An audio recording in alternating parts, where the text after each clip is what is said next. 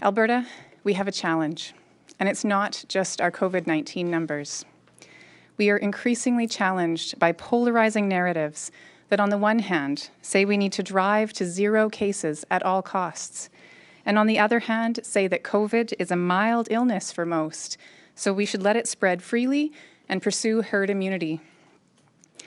We are not well served by false dichotomies or by any positions that make it harder to have the respectful dialogue that a complex, wicked problem like COVID-19 presents. We must continue listening to each other and striking a difficult but necessary balance. We cannot live in fear and terror of COVID-19 for months to come. Yet we also cannot abandon our efforts to protect the most vulnerable members of our communities and to make sure the health system can continue meeting all Albertans' health needs. I don't ask that you fear COVID-19, but that you respect it. COVID is a novel disease that is not just the flu. It has the ability to overwhelm our health system and weaken essential services if we let it do so. Respecting COVID-19 means taking public health advice seriously and taking care of not only ourselves, but also our communities by preventing transmission. I also ask that each of us do everything in our power to maintain respectful dialogue with those who have different opinions. We cannot let COVID divide us. We will find better solutions by continuing to work together and finding strength in diversity. Having said that, we are also facing a COVID-19 challenge. You have heard me say many times that we need to achieve a balance between minimizing the risk of COVID-19 and minimizing the risk of harms of restrictions. This requires us to keep the spread of COVID-19 manageable. We have now crossed a tipping point and are losing the balance we have been seeking.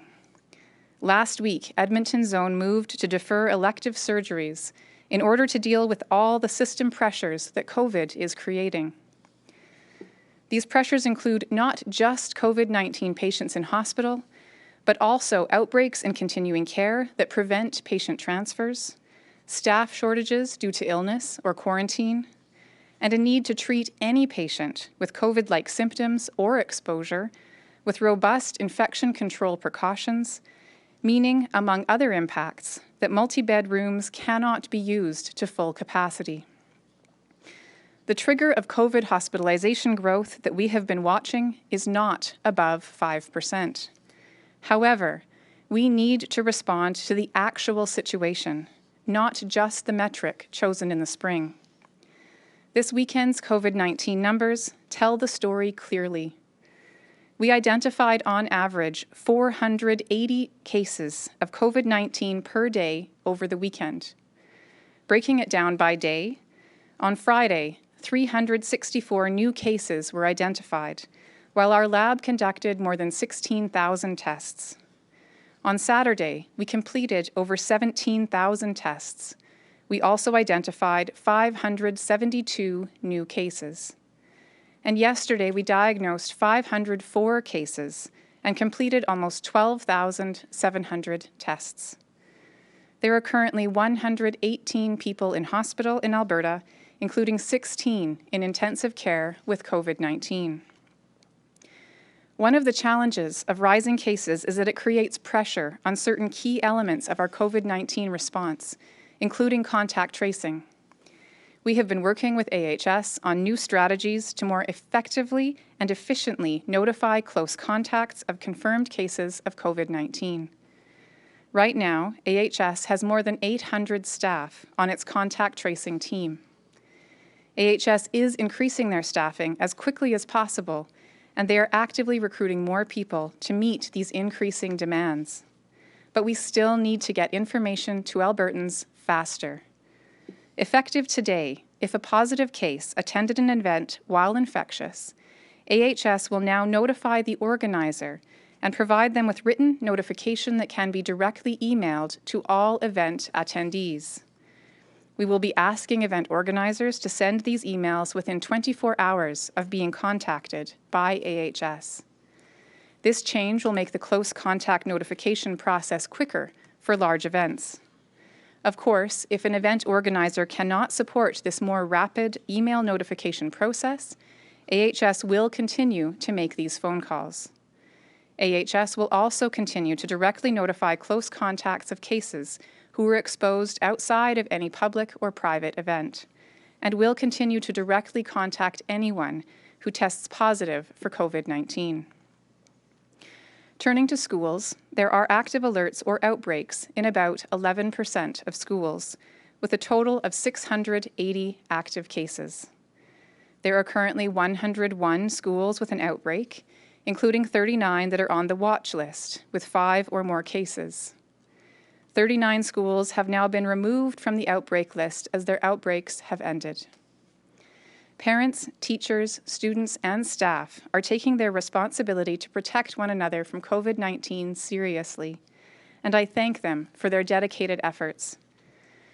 So far, in-school transmission has occurred in 79 schools.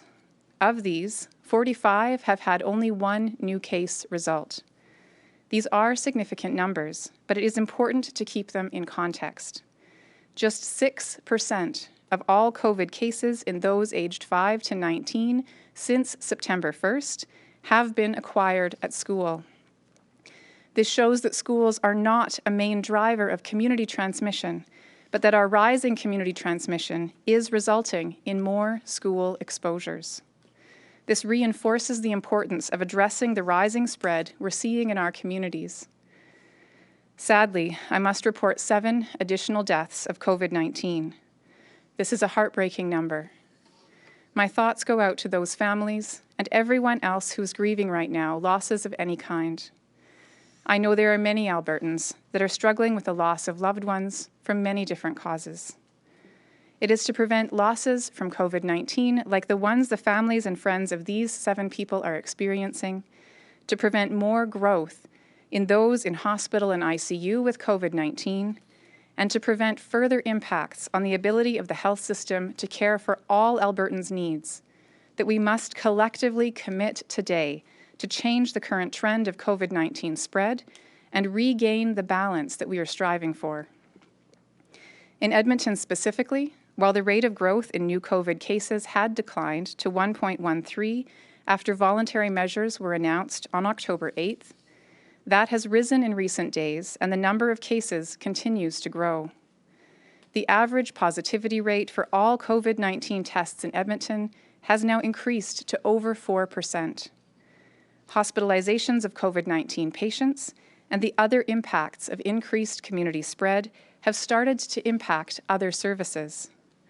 As I mentioned earlier, due to the demands on the health system, AHS has moved to postpone up to 30% of non-urgent surgeries in the Edmonton zone. This measure will need to remain in place until the COVID-19 demands ease in order to support safe patient care in hospitals in the area. We are all tired, but COVID-19 will be with us for some time. We need to be able to ensure that caseloads do not threaten the health system's ability to support all the health needs of Albertans. When we look at Calgary, the spread is reminiscent of where Edmonton was at several weeks ago.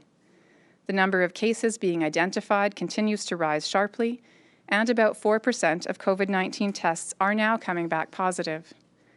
Without additional measures being taken, we risk seeing a similarly sharp rise in Calgary, not just of cases, but also of hospitalizations, which would potentially impact our health system and its ability to meet Calgarians' needs. We are in a crucial phase right now and need to take steps to reduce the rate of growth that we are seeing not only in Edmonton, but in Calgary as well. At the same time, we must continue to strike a balance between limiting the spread of COVID-19 and supporting all the other elements of people's health. This is a delicate balance, and there is no one perfect way to navigate this pandemic. We must rely on the evidence that we are seeing in spread within the province. In the last 2 weeks in Edmonton and Calgary, social gatherings made up just 15% of all outbreaks, but almost a third of all outbreak-related cases. Workplace outbreaks made up about 15% of outbreaks and outbreak cases. In contrast, there has only been one outbreak linked to a restaurant in the past 2 weeks, and less than 1% of active cases in Edmonton and Calgary are linked to exposures in restaurants. Today, I am announcing new public health measures for the cities of Edmonton and Calgary to help prevent the spread of COVID-19. Effective immediately, we are implementing a mandatory 15-person limit on all social gatherings in Edmonton and Calgary. This limit applies to gatherings where people are mixing and mingling, such as dinner parties, birthday parties, social events, and wedding and funeral receptions. It also applies to special event celebrations like retirement events, baby showers, and other social gatherings. This limit does not change the measures currently in place for events that are structured, such as ordinary dining in restaurants, theaters, worship services, or wedding and funeral ceremonies. However, it would apply to gatherings that may occur before or after these events, such as wedding receptions or a social event at a restaurant or another site. We are following the evidence and implementing a targeted measure that will help reduce transmission and limit the risks of cases growing exponentially in both cities. These social gatherings tend to be less structured and can struggle to implement key measures like physical distancing and hand washing to reduce the risks of exposure. This 15-person limit is temporary.